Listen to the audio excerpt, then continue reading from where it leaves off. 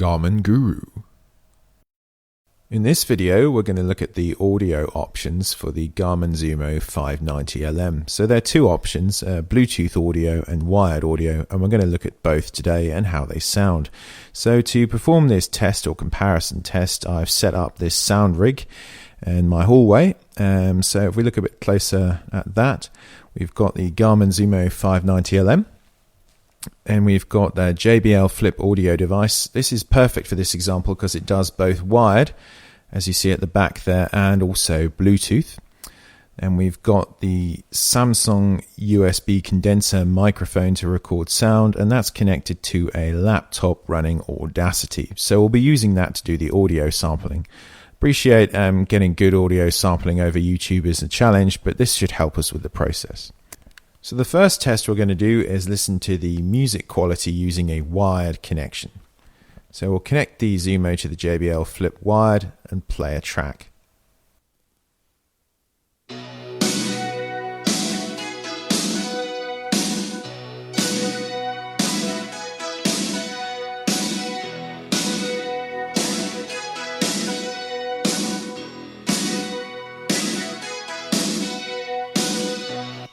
So next let's listen to how a navigation instruction sounds through a wired connection. Turn right onto Gloucester Road. So for the next test, we'll disconnect the wired audio and connect to the Zumo using Bluetooth.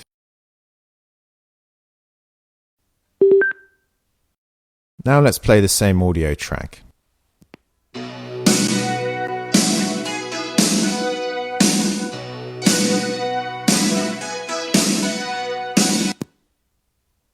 So you see there, in terms of the music quality, the difference between wired and Bluetooth is almost indistinguishable. But next let's listen to a navigation instruction through Bluetooth. Turn right onto Gloucester Road. So you can hear there's a clear difference between the audio quality of navigation instructions carried over Bluetooth versus those over a wired connection. The Bluetooth navigation instructions are a bit more distorted and just not as clear, whereas the wired connection navigation instructions are crystal clear and very easy to understand. And for this reason, I use a wired connection as opposed to a Bluetooth connection. A Bluetooth connection is typically more convenient because you can use a wireless headset, but for me, I'd prefer to have that clearer audio quality. So finally, I'm going to talk you through my audio setup that I use on my motorcycle. I'm using a chopping board here on my seat just to make the cables easier to see. So my audio out comes out under my seat, so that's connected to the Garmin Zumo wiring harness. And to that I connect this cable. So this is an extension cable, a quite stretchy cable.